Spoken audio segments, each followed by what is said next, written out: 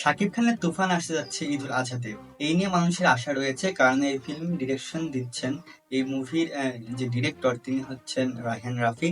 তার আগেকার যে সকল কাজ রয়েছে সুপারস্টার ছাড়াই অনেকটাই গল্প নির্ভর এবং সুন্দরভাবে সেই মুভিগুলো সকলের কাছে আম, ভালো লেগেছে। দামাল হোক, পরাণ হোক কিংবা সুড়ঙ্গ, সেগুলো আগেও অনেক ভালোভাবে কাজ করেছে।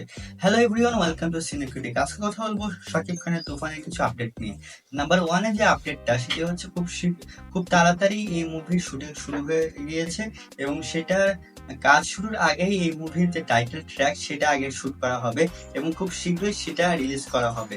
তুফানের এই আপডেটের পর যে আপডেটটা সবার চোখ নজর কেড়েছে সেটি হচ্ছে কিছুদিন আগে কাল অথবা গত পরশু একটা আপডেট আসছে। সেটি হচ্ছে এই ফিল্মে কাজ করতে যাচ্ছেন ফজলুর রহমান বাবু এবং এই ফিল্মের নায়িকা হতে যাচ্ছেন নাবিলা এবং মিমি চক্রবর্তী। শাকিব খানের এই ফিল্মে আমরা অনেক তারকাকে দেখতে পাচ্ছি, তবে সব মিলিয়ে মেন কথা হচ্ছে এই ফিল্মটা হচ্ছে যাচ্ছে কেজি বা পুষ্পা টাইপের, অর্থাৎ গ্যাংস্টার টাইপের।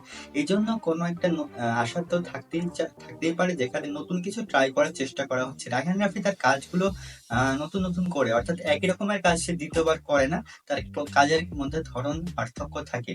তো এটার যে পোস্টার আসছিল সেটা মানুষের কাছে কিছুটা আলোচনা, কিছুটা সমালোচনা জন্ম দিয়েছিল, তবে সবকিছু পেরিয়ে এটা টাইটেল ট্র্যাক আশা করা যায় আরো ভালো হবে।